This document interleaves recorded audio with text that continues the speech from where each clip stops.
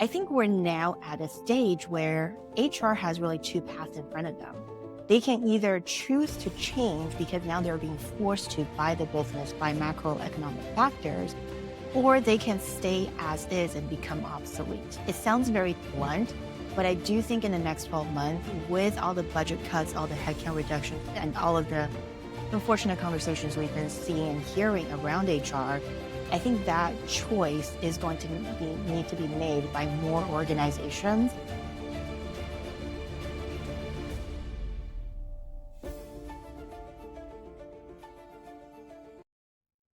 Welcome back to the Human Capitalist Podcast. I am Trent Cotton, your host, and today we are talking with someone that came to me through my network, one of my favorite people, Khalifa Oliver, who was going to also be on the show. I was asking her, I was like, hey, who are some people that are like us that love data, love HR, love AI? And my guest was one of the first ones off her tongue. And after spending some time and speaking with Lydia on the phone, I was like, we've got to get a recording because this is people are either going to really love us after this or really hate us, Lydia. So I don't know. Or we're going to get gonna kicked out of the industry. Let's see how it goes. Absolutely. Wouldn't be the first time, So welcome to the show. And why don't you go ahead and tell everyone about your impressive background? Yeah, for sure. Hi, everyone. Nice to virtually meet you all. My name's Lydia Wu. I have been hanging around the HR tech industry for about the last 15 years, acting as a consultant, an industry practitioner, and now I call myself an industry observer to really understand how the world of HR tech works and identify some gaps that really need to get bridged, for example, between the business and HR and HR tech vendors, as well as vendors and their investors. It's like everyone's going in the same direction, wanting to do the same things, except we're all pulling in different directions at the same time. So it has been a fascinating experience, and I welcome you to join me on the journey through whoops, did I think that out loud? I know. You've got to explain your, because whenever I was typing your email out, I was like, okay, she's got to explain what the exchange means. So just can you tell Oh my everybody what goodness. the exchange is in case they missed it? And then explain the reasoning behind it. For sure. So whoops, did I think that out loud is a happy accident. It's also my social channel and all of my social handles. How that came out was a really sarcastic moment I had like a few years ago. And I think most HR leaders listening to this will probably be like, yes, preach, I've been there. It's like when you're sitting in a room full of leaders who should be representing the best interests of the workforce, or so some of us are made to believe. Mhm. And you hear the things that come out in that meeting room. And I remember I was just sitting there going like, OMG, this is not real. I am having a moment. Right. This is not real. I drank too much coffee. What is happening here? So I started documenting a little bit, like obviously anonymized and everything else. And the moment I started, I realized how many people echoed and felt the same way about this. And that's when I was like, okay, we need a little sarcastic voice with a little bit of humor to bring everything Mhm. together in this environment. Because truly we want to go in the same direction, but we're not talking the same language whatsoever. Yes. Yeah. My first native tongue is sarcasm. And so whenever I was leaving, I had worked for an international bank for about 11 years. And as I going away, the team roasted me. And the CHRO joined on, Rosalind Houston. And, one of the things that she said that no one can silence a room with a question that everyone's thinking, but never thought that, hey, I should ask this out loud like Trent Cotton did. She said, he will ask a question. All of us are like, yeah, but we don't want to acknowledge the fact that we were thinking the same question. So Yeah. that always just kind of sticks out with me. But, I love your content and you've really kind of got an eye on what's going on now and then what's going on in the future. And as far as human capital, like I want to get away from human resources because it's like managing people like they're ants Yeah. and file cabinets. I really want to get into human capital. Like, what does it mean? How do we get more out of our largest expense and our greatest asset in the organization? So, as you look at human capital kind of through that lens, what do you see changing over the next 1 to 5 years? Oh my gosh. I can give you the next 1 year. I definitely won't be able to Okay. give you the next 5-ish years or even more than one. So had you asked me this question 2 years ago, I would have been like, yeah, here's what's going on. Here's what's happening. Since I've gotten really deep into the HR tech side of the house and since the rise of AI has taken over HR a little bit, it's kind of like Mm. I'm getting whiplash and I spend literally every breathing, waking moment studying this industry, looking to understand it and all of that fun stuff. And I'm like, OMG, we are moving really, really fast right now. So Yeah, you are. here's where I think is going to be sort of the interesting points, or at least the things that I'm going to be watching for. Number one, the notion of human capital. Like we came up with these two words, I would say like 10, 15 years ago, talking about human resources as human capital. But I don't think Mhm. HR leaders really got into what capital meant, like that financial Yeah. intuition, the need to connect your resources to the market, to understand the market movements, to then understand its implication to where you're working with. We're just like, ooh, fancy name, human capital. Okay, let's keep doing the same thing over and over again. And I think we're now seeing that moment of reckoning, if we haven't recognized it already in Mhm. the last 2 years with the budget reductions, the layoffs happening in HR, Yep. whether we like to admit it or not, and just HR being viewed as a lesser sort of resource in some organizations. So Mhm. I think that's going to continue to grow in the next 12 months unless we can really bring that sort of financial lens, that investment lens to the table and have some conversations with that perspective. I think the second thing that's really interesting in terms of human capital and managing the resources is the notion of technology, right? Like HR tech isn't new, except for some reason, a lot of HR leaders we have in the market today still are not technologists. Like you still Right. hear things in the room of like, let the techies deal with it. Well, if you let the techies deal with it, Jason Huang's prediction from NVIDIA is going to come true. IT is going to be the next HR. So it's almost like, how do you dial back that sentiment of I'm not a tech person, then roll up your sleeve to say, I may not understand coding, but I understand how my function works.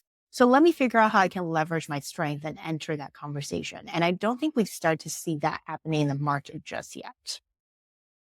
And it's interesting though, that last piece, I would agree with you that, and myself included, I love tech, but looking at code, my brain shuts down. And I'm a very logical person. My minor statistics and finance. Like I have a logical, analytical mind, but whenever I look at it, I keep telling myself it's like organic chemistry. Whenever I thought I wanted to go into med, everyone kept going, there's a pattern. I never effing saw that pattern, you know, but I can see a pattern in numbers. There are so many no code options out there that can at least get you to an MVP that you can sit down with your tech person and say, this is what I want. I need you to further build this out. I've already gotten you, 20% of the way there. To me, there's just no excuse anymore. I mean, 2 or 3 years, you could probably get away with that, right? Absolutely. I think it's one of those things. So a couple weeks back, I was just chatting with a friend of mine, and she's been dabbling in the AI agent space and in the AI space for a while now. Her background is in research, but she built an AI CHRO. I kid you not. So through Agentic AI, she has built an AI CHRO. And she was like, hey, I need you to litmus test this thing, right? Like, does it work? Does it not work? I was like, okay, cool. Write me a parking policy, which is the most boring thing you can possibly think of. And I was like, adapt that parking policy to a 3 rotational shift, like 10-hour with like overlapping shift schedules, et cetera, et cetera. And in under 60 seconds, excluding the prompting time, the AI Mhm. CHRO did a better job of doing that parking policy than some of the best benchmarked parking policies I have seen in the industry. Wow. So it's like a boring thing, but it's also one of those things that makes a significant difference. And I think from an Yeah. HR lens, it's almost like either you get used to no code solutions or the no code solutions are going to replace you through those who can Yeah. ask the questions and get a faster response. No, it makes complete sense. And then, using no code, like I use Nathan, and I do get frustrated because there are times when I'm like, God, I just wish I knew how to code and fix this. But you've got Claude, you've got, all these other things that help you code. I mean, I think it was Google AI Studio. You can actually say, hey, look at my screen, look at the code. Why am I getting this error? And it'll talk to Mhm. you. It's kind of crazy. So what's your read on HR tech? I can't wait for this Oh because man. it seems like everyone, and one word of caution I always give people is understand the different types of AI and let those be the questions that you guide when you're looking at a vendor because they'll go, oh, yeah, we have AI. And what they have is a ChatGPT plugin. I mean, is that what you really want to pay multi thousand? So, anyway, go at it. What's your read on that HR tech market? Oh gosh. Okay. I'm going to start upstream from the investor view and I'm going to work my way down the Okay. stream because I have so Love it. many thoughts on this one. Number one, I am not certain that everyone who has money at play in the HR tech market understand where their money is going and what they're Mm. actually investing in and what their end users are looking for. Like AI has been a hot buzzword in the funding side of the house for a very, very long time. And it's almost to a point where Mhm. when you come across a brilliant HR tech idea, someone will be like, well, but does it have AI in it? You need to have an Right. AI in it for me to put money towards it. And for me, that highlights a really core problem of, yes, picking up on the AI trend, but not understanding the fundamental, which is AI is just another piece of technology. Not every HR problem requires AI to solve, and not every HR problem is ready for AI to Mm. solve. When you're running in the world of 10,000 spreadsheets around the clock, there's not a whole lot an AI solution can do for you until you move yourself into the next tech stack, until you start Right. architecting for AI. So there's that one lens that I have. And then when we move into the vendor side of the house, I'm not certain that every vendor and solution provider has the same definition of AI, understands the same definition of AI, or wants to represent the same Mm. definition of AI to their customers. So 2 years ago, Yeah. it was AI that's a hot topic. Everyone who even does natural language processing is like, I am AI. Are they right? Yes, academically. Are they kind of Right. misrepresenting it in how their customers are understanding it? I would say so too. And then now you're like, everyone's coming out saying, I am an agent, I am a agentic. And you're sitting there going like, you haven't even gotten your integration suites ready. How can you possibly claim to be agentic if you don't integrate with anything to pull the upstream data or drive the downstream decisions? Like, enlighten me on how that works. So I think there's a lot of plays happening, kind of going into the desire and the hyper speed tech development cycle that we're in, and kind of playing into the customer's need of like, I need to do AI. But there's not a whole lot of education simultaneously that's kind of like catching the customers up to say, like, if you're buying into AI, here's the brilliant bits of it, which everyone's going to tell you about. But here's also the incredibly not so good gross bits that you're going to hate yourself for the next 24 months unless you do something Mhm. about it now. Yeah. Yeah. So, if I'm a CHRO or even a buyer in the HR space, maybe I'm a line leader and I've been tasked with finding this. What are some of the questions that you would ask to really get in and understand the BS from the actual truth about the AI strategy for HR tech? Yeah. For sure. I think for me, the first question I would ask is like an internal reflection question, which is, Mm. what problems am I looking to solve? And does this problem suck enough for my organization that I can convince people to put money against it? And I'm willing to leverage my political capital internally to convince people to put money against it. It's a Like fantastic without question. that, any tech question is sort of like a moot point, right? So let's assume that internal reflection is like, yes, it sucks enough. Yes, I can convince people I've got enough political capital to pull. Then the next question becomes, do you need AI? Like, what is it that you're trying to solve? For example, a lot of times people are like, I have a talent acquisition problem. Like, I don't know where everyone is in the candidate pipeline. Let me lop AI on top of it. Well, I would argue that's not an AI solution. You have a process Mm. mapping problem. If you don't understand your own pipeline, if you don't understand your own funnel, AI is not going to understand that on your behalf unless you're just willing to take an out of the box solution that your vendor has pre built and said that this is a solution, which is Mm. completely fine. But understand that that's not AI. That's just a consultant driven solution that you could have gotten elsewhere as well. Mhm. Um, the other question I always ask people to ask is, so in the yesteryears, if you will, of HR tech, when we built everything in house, data privacy security, while convoluted, was easy to track because people hosted their own data. They used basically everything that was internally built. Now with AI, no single, and I'm making this very bold claim right now, no single HR tech vendor has the money to build their own LLM. Let's just call it for what it is. Everyone is Mhm. using Yeah. someone else's LLM, which means your data is being bounced through 10 bajillion third party providers, whether it's the LLM side, the backend infrastructure side, any processing or data storage side, that in understanding data privacy and security, you can't even ask if your data is private or secure anymore. You almost have to like peel behind the curtains to say, how many third party vendors are you bouncing my data to? And like, what are you bouncing through these vendors? Therefore, help me understand what can I share with you to help me with my work, but still maintain my workforce's privacy and all of that fun stuff down the road. So I think those three for me are the more core question that need to get asked, but aren't being talked about enough in the market. No, that those are fantastic questions, but I think the first one is the one that people just speed right past. I know whenever vendors reach out to me, the first thing I ask them on the phone call is, "What problem are you trying to solve?" And I would probably say about 20% of them can answer that question.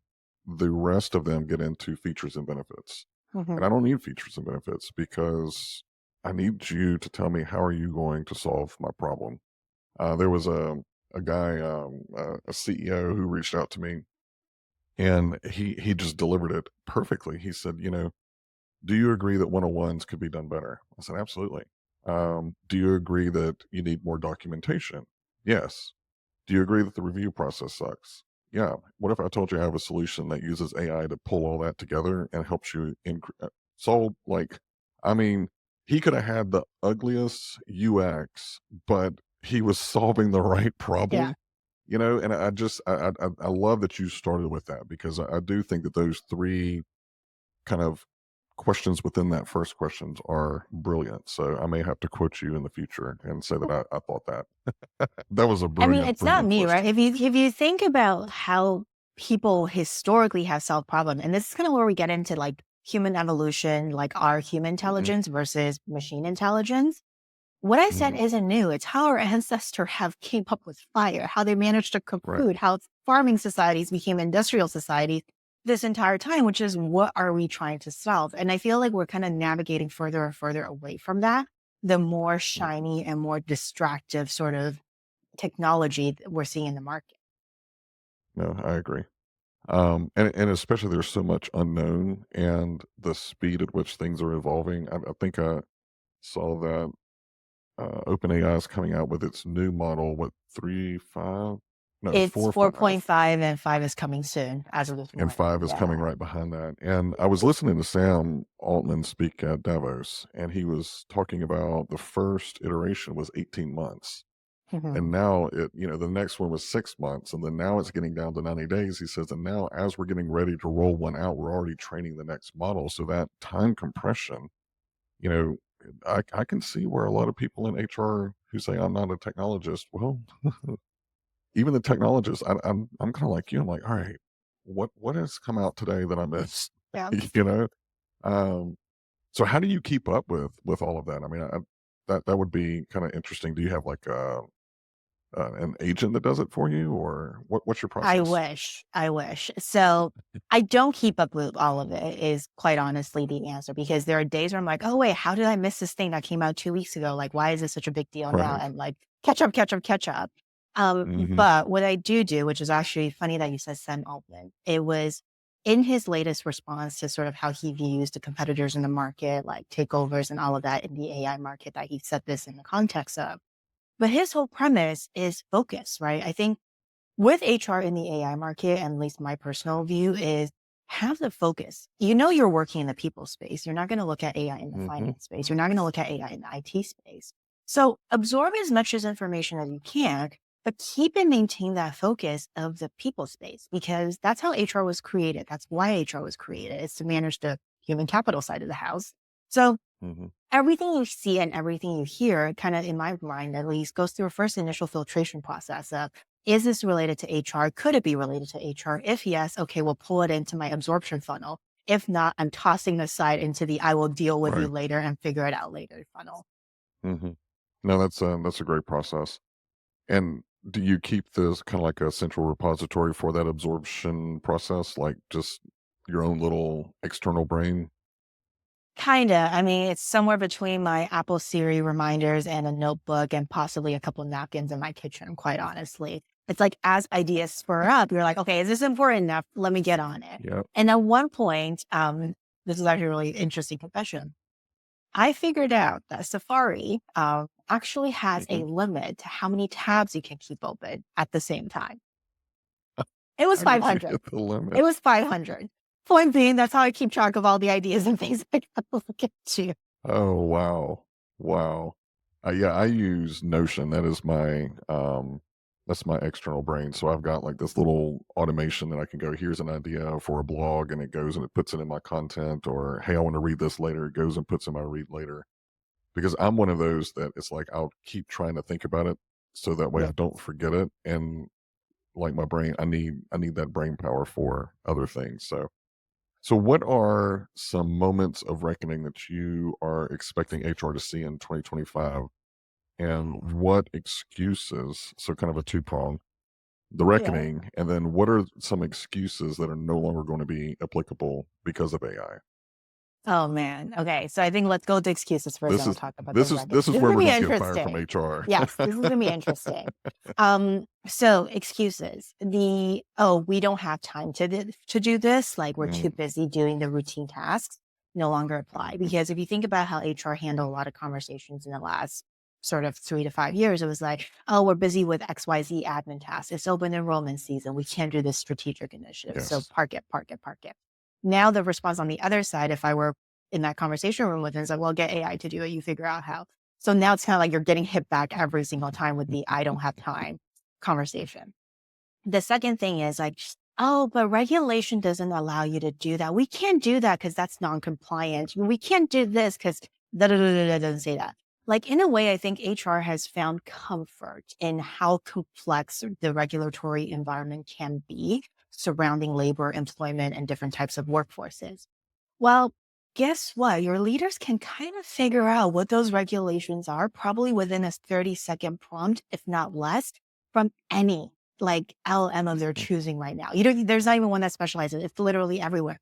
So all of the right. unique HR knowledge that business partners acquired over time, while incredibly valuable, is so democratized now that you can't Hmm. differentiate yourself on that anymore. Like conversations we used to have around California payroll, meal break rules, like break, do you sign your attestation? Do you not sign your attestation? Like I'm throwing all these keywords at you. If any of our audience are listening, 2 years ago, they'd be like, oh my gosh, she knows a lot about payroll. Well, I'm going to confess to everyone right now, this is on a 90-second two prompt chat GPT that I figured out how California payroll works.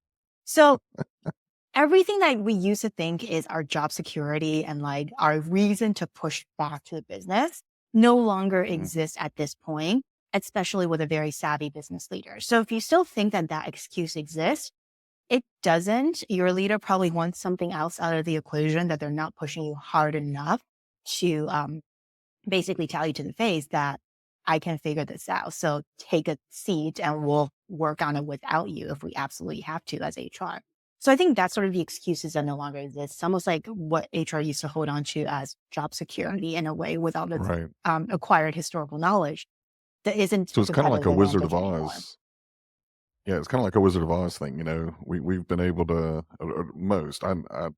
I got into HR because I hated HR that did that kind of stuff. Yeah. But projecting all of this thing, and then there's this little bitty person behind the curtain, and like I don't really know anything. I'm just Well, just like me. Wizard of Oz took like a whole exploration down the yellow brick road and everything else to get Right. to. I think this was like a snap of a tuck-in and everyone going like, oh Hmm. crap, here we are.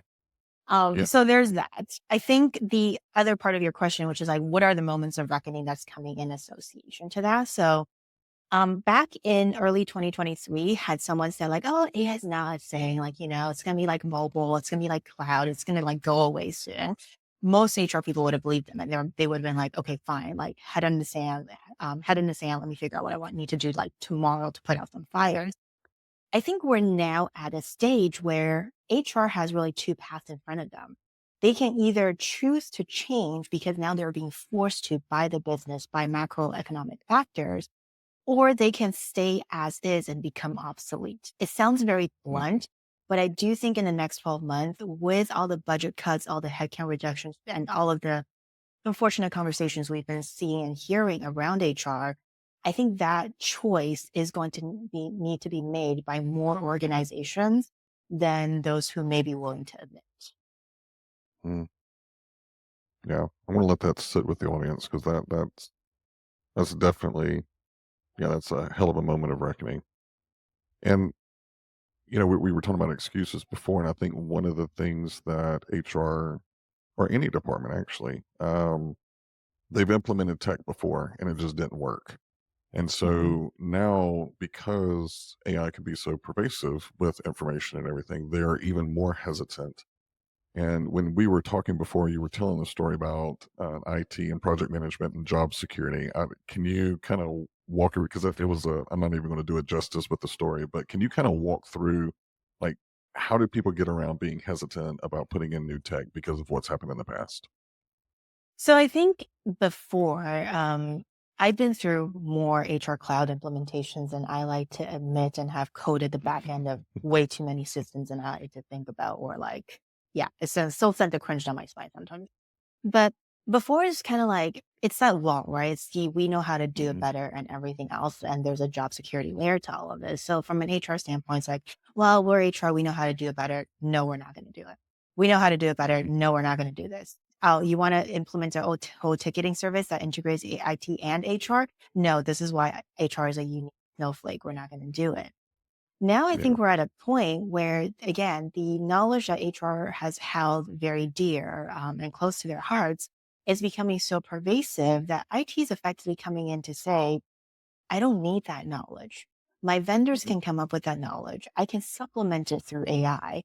Um, and let's just go from there. So why do I even need HR? It's like, sure, HR, if you say that you can't do it, don't worry about it. It's like what we have held on to as our knowledge, which is equal to our job security and kind of like not wanting to change is now what's kind of kicking us in the behind, if you will.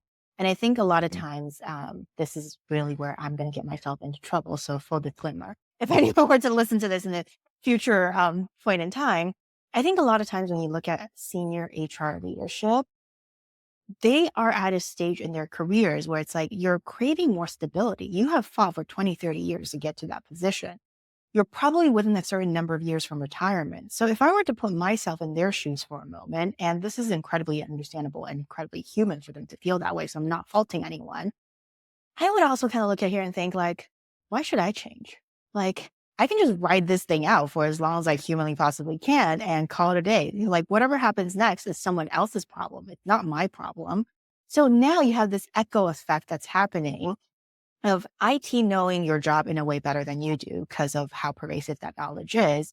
Your sort of upper leadership not necessarily inclined to change because nobody wants to rock the boat in the last little bit of their careers, and a whole team that is now at the mercy of business perceiving their value as not being there because of that lack of desire to change. Mm, Let's no, hope I didn't just put my foot in my mouth for that one. no, no. But it does make sense whenever you think about it, and it's not just HR. I've talked to a couple of CEOs who have friends in the market, kind of in that mid-size. They've done the startup. Now they're kind of in a different stage or a different cycle, and they're like, I don't want to do this. Like they're actively trying to sell because they're like, I've just went through the 2008 crash. I went through, the pandemic, and I went through this, and I don't want to go through the AI. I don't Yeah. have it in me. I don't have another fight in me. Somebody just buy me out and let me get out. So it's not just HR leadership. There's a lot of leaders that are just really kind of looking around and going, "Do I have the stomach for this?" And then there are others that are ready to kind of get in the game and kick some dirt around. Yeah. So I think it's really going to be a major shuffle over the next several years. And let's talk a little bit about the workforce. There's, I've got a little search that runs on all things AI in the workplace, AI in the workforce, just trying to stay ahead. That's my way of Hmm. staying ahead. And it seems like the last 3 weeks, all of it has been AI is coming for your job. AI caused this many layoffs. Like, there is some good there, but I do think that we probably need to talk about what's coming. Do you think that it's going to create more jobs than it eliminates? So it's a very nuanced question. At the Hmm. very high level, the answer to that question is resonant. Yes. It will create more Hmm. jobs than it eliminates. There's two caveats to that I want to highlight. Number one, if we were looking at an org chart, AI is going to create more boxes on that org chart. Whether the current occupants' skill set and their names will continue to stay in that box, I think that's an entirely different conversation of what is required to operate in the age of AI versus the current era, if you will. One of the more profound quotes I've heard recently is that you can't use the mentality from the internet era to think about skills or monetization in the AI era. We're operating on two different ecosystems entirely. So that's one part of it. And I think for me, the second part of it, which is so when we talked about box second, I think it's the um, economic phenomenon that's called Jevons paradox. I think everyone has Mm, heard of it, or hopefully at least kind of showed up on your social media at some point. But this came out in the 1800s, and the whole premise of that is as a resource gets cheaper to consume, which we're seeing in AI, the overall consumption of it actually increases, which ultimately creates more opportunities. So I think we're seeing that dip in the labor market right now when everyone's like, oh, AI can take over the world.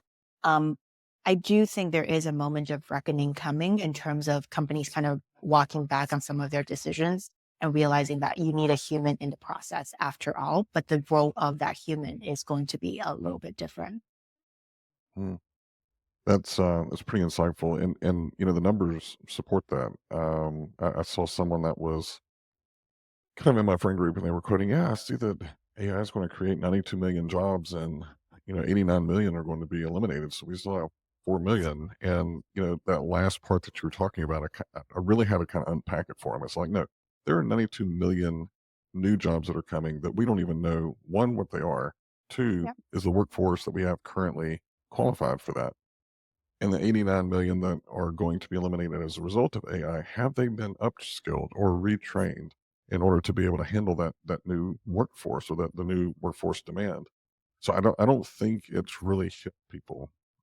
Yeah. And then now, you've got all these government workers coming into the workforce, so it's about to be a major cluster in the next probably I 18. think we're gonna yeah, I was gonna say, I think we're gonna suffer through some uncertainty in the next 2 years, but Mhm, the question becomes, in moments of chaos, how do you take advantage of it to kind of be in a better position once we exit from the mhm. chaos, right?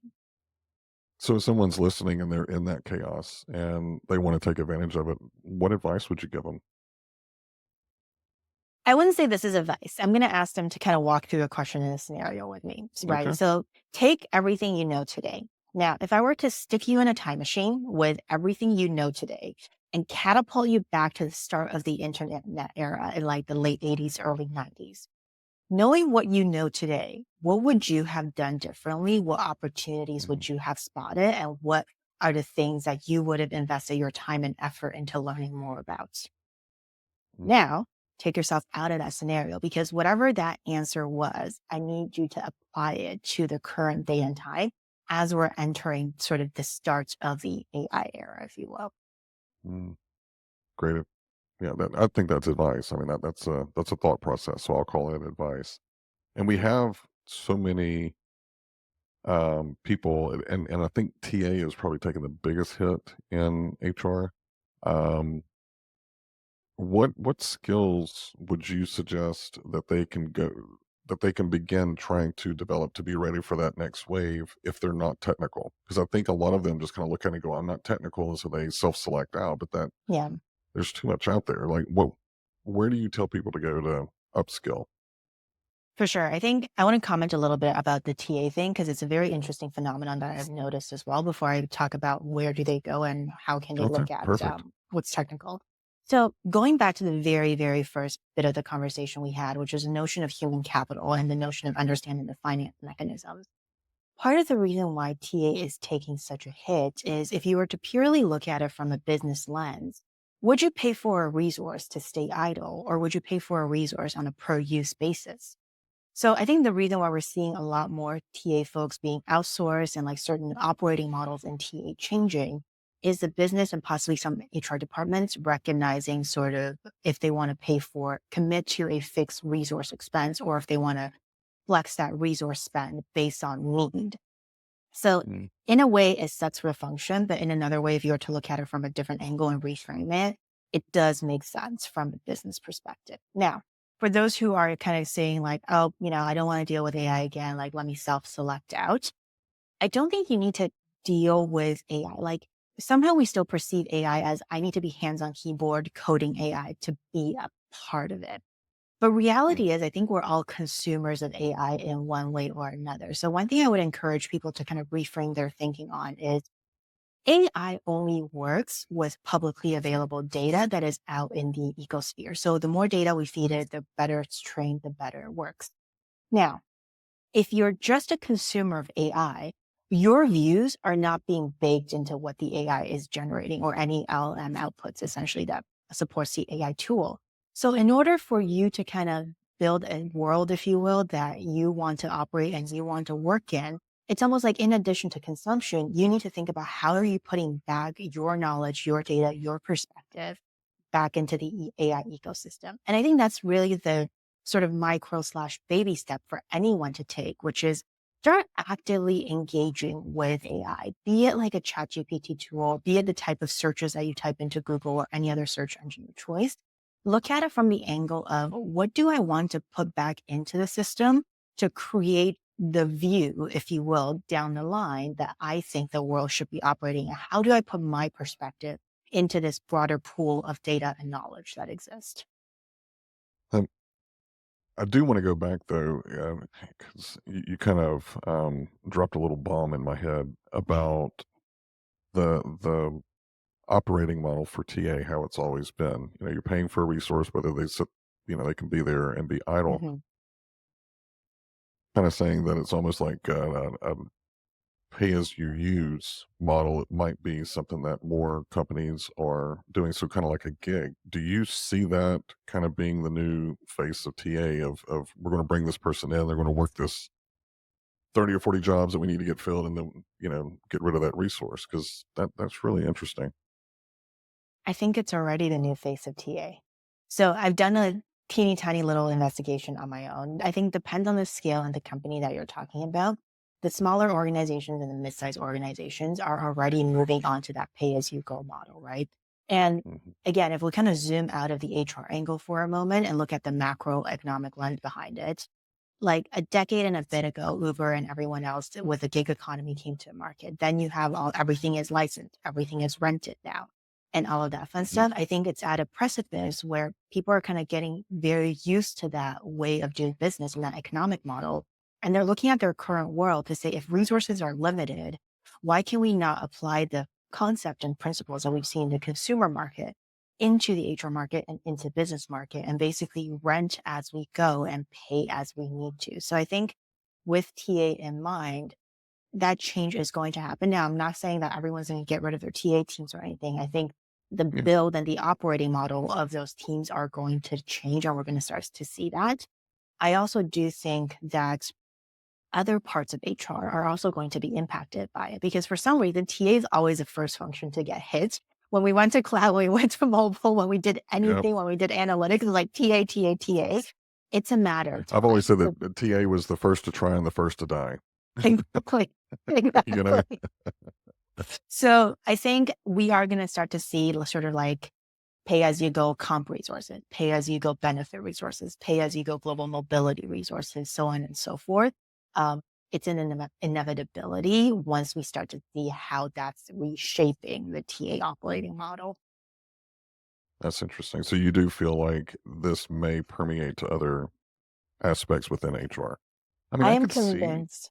Yeah, I'm convinced in 2 years' time, the HR operating model is going to be very different than where we are today in sort of early 2025. Yeah, I have been talking a lot that I think that the wall between TA and learning and development is going to come down. It's going to be one department called talent. Because you're Mhm. going to have all these agents that are doing some of the paperwork and the chasing and the processing and all that other kind of stuff. And even the content, developing the content, there still needs to be someone that has that ID mindset of being able to go in and actually understand how people learn and constructing the content. But I mean, we're looking at LMS right now, and I took a leadership playbook that we had, uploaded it, and it came up with a shell, and I was like, "Oh, this is pretty nice." Definitely, you need to spend a lot more time kind of going in, building out some of this stuff, but the bulk of the work of like, where do I even get started? AI really kind of took a hold of that. So I'm excited, honestly, to kind of see where HR is going to be. I know there's going to be a lot of bloodshed, but I think that we're finally going to be able to do what we want to do, which is become the human capital advisors, not Yeah, not the Wizard of Oz, but the advisor. for sure. I'm really excited. At the same time, I'm very scared for the bloodshed because as an Yeah. industry, I'm not sure if we're doing good enough of a job in upskilling and reskilling HR professionals, even in like Mm, certification programs, to gear them up for what the new world could look like. So it's almost like a tale of the haves and the have-nots. If you think about it, those who have the time and the ability to kind of go off on their own, explore resources and learn on their own are going to be the ones who are more successful, as opposed to the ones who are waiting around for some sort of a more structured format to come about and tell them how mm, to do things and how to think about things differently. makes sense. Yeah. And what advice would you give to someone who's in HR listening to this and is motivated and scared? Like, how do they continue to remain relevant? So I think a couple of things, right? Number one, it's breathe, don't freak out. We're not here to fearmonger. Um, this is not meant to make you go through episodes of anxiety or anything else. But I think it's Mhm, a moment of one reflection and understanding, what do you as an individual want to do? Where do you want to grow? How do you want to navigate your career? And if there was a job whose title didn't exist today that you want to do, what does that job look like? I think AI is really mm, enabling the age of self exploration and experimentation a lot more, and a lot better than before. So it's kind of like one, understanding where you are and to kind of anchor that point down, if you will. Then it becomes like knowing what you want to do. How can you pivot in that into like a professional applicability side of things, right? Which is HR in this case. So, what about, for example, if you're interested in content creation, making this up, what about HR and content creation can you bridge the gap on? How can you use AI to better enable AI content creation in HR? mhm. And all of those things. And I think that will kind of give everyone a self directed learning path, if you will, because the resources are out there. It's a matter of uncertainty and it's a matter of knowing where to start that I find most people are challenged with directionally, as opposed to just learning everything under the sun. Got it. So kind of a more self-guided tour of where you want to go. And it is really exciting though, to think of what could your role as a human capitalist be in the future and start training to it because no one knows where we're going. It's not like 10 years ago where you had this straight line. If you were an Hmm. L&D, maybe you could cross into TA because most of the time TA, we would take anybody. But you couldn't cross over to an HRBP because they were higher than you. Now those walls are down. Like, Yeah. I mean, it's game on for those who really want to do the job. So, well, are you ready for some rapid fire questions? Yes, let's do it. All right. Favorite book that changed your perspective on business or HR? Oh, Art of War. Art of War. Oh, that's a good It's one. an oldie but a goodie. Um, oh, it is. Have you read any of Robert Greene's books, like the 33 Strategies of War, 48 Laws of Power, No, I or haven't. any It's of on my those? to read list. Yeah. You've got to. You've got to. If you like Art of War, you're going to love Okay. it because I will anyway, get we'll on have it. to nerd out on that one Yeah. offline. So what is a favorite podcast or series that you listen to? I don't have a favorite podcast or series, but one channel I will firmly stand by on YouTube is CNBC. Because remember how I was talking about filtering information of what's relevant, what's not relevant? Hmm. CNBC's update is sort of how I rapid fire kind of that filtering process of what is a Okay, market talking about and can I bring that back into HR? love it. And then what do you do for companies, for people, and how can people find and engage with you? What do I do for companies? At a high level, I help them navigate the incredibly insane and convoluted HR tech space and help them understand how to build an ecosystem to actually work for them. What do I do for people? For HR leaders, if you ever need a voice of sanity, hello, holler at me. For those who are looking to build their career in the HR industry, I also have coffee chats to kind of just help them think through what are those career paths and what does that look like. Where can folks find me? Whoops, did I think that out loud on Instagram, YouTube, and LinkedIn? Awesome. And then here's your mic drop moment. What is the one liner that you want to leave to close out the session? Something that people will remember and be inspired by. I'm going to go back to something I said during the session. You All cannot right. use the concepts from the internet era to manage a business and to manage talent in the AI era. Love it. Lydia, I knew that we were going to have a ton of fun. I feel like it does not feel like we've been talking for as long as we have, and I feel like we just cracked the surface.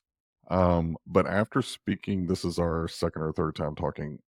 We definitely need to find some type of topic that Khalifa, me, and you can just wrap on and do it like a live thing on LinkedIn or something. I think we would have a lot of fun, and the audience would have a lot of fun Absolutely. too. So I will start a text, and we will get that subject going. And for everyone listening, if you haven't, make sure that you subscribe. Make sure that you follow my guest. I love her content, and go in to LinkedIn on her profile, click the little bell, and hit all because LinkedIn's algorithm sometimes likes to show what it wants to show you.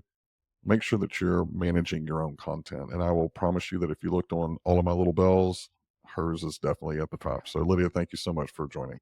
Thank you for having me. Thanks for listening to this episode of The Human Capitalist. This channel is all about community, so comment, subscribe, and join the conversation. This is Trent Cotton, your human capitalist, signing off. Remember, invest in yourself, own your potential, and keep building your own human capital. I'll see you next time.